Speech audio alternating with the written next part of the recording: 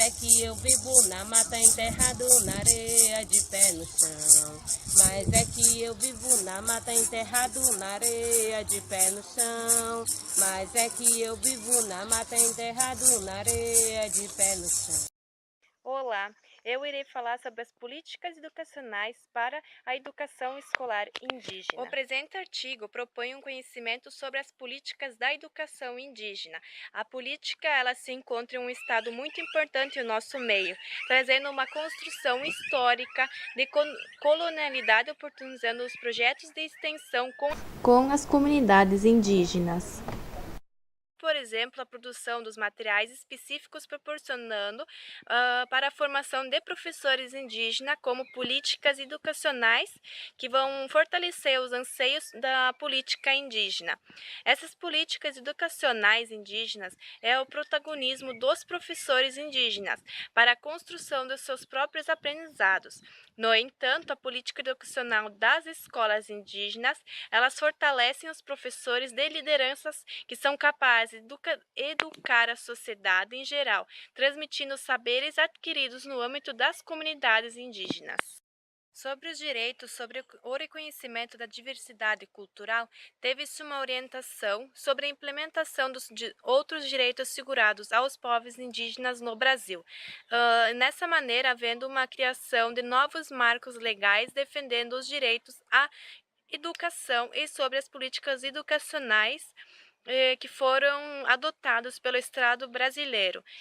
Dessa maneira, os possibilita uma educação escolar em caráter, sendo bilíngue, intercultural, comunitária e de qualidade, como a gente pode encontrar na Lei de Diretrizes e Bases da LDB, Lei 9.394 de 1996.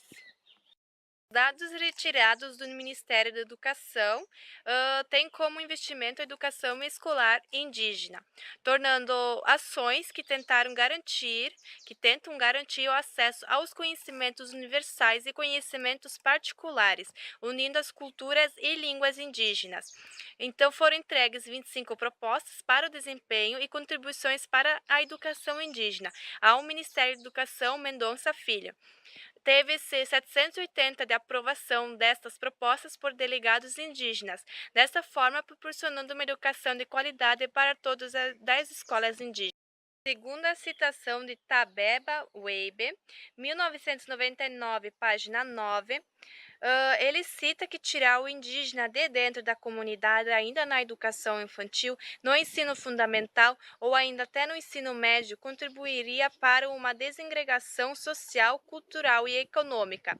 Nós entendemos que os indígenas estariam preparados para enfrentar o mundo lá fora a partir do ensino médio, porque dentro da escola indígena ensinará não apenas a ler e escrever, mas também a própria valorização da cultura, identidade e das línguas. Formaria verdadeiras lideranças indígenas. Então, a inclusão sobre as escolas indígenas nos sistemas de ensino no país é uma grande conquista para eles, que muitas vezes não são vistos como importantes para a sociedade. No momento dos povos indígenas adquirirem uma sociedade em seu local de moradia, eles não vão ter um ensino diferenciado das outras escolas de fora. Apenas será visto como uma escola rural, com currículos variados para esses tipos de escolarização. Então, nesse momento, eu vou falar um pouquinho sobre a formação dos professores indígenas nessas sociedades. Então, a formação do educador indígena nessa sociedade, ele precisa ter um amplo conhecimento sobre sua carreira profissional. Ele precisa exercer um papel de líder, sempre disposto a ajudar a comunidade. Ele precisa estar disposto também para um mediador cultural. Segundo também a LDB, esse processo de habilitação desses profissionais da educação escolar indígena ainda está em processo de implementação. Então, daqui a 10 anos, que todos esses profissionais estejam habilitados.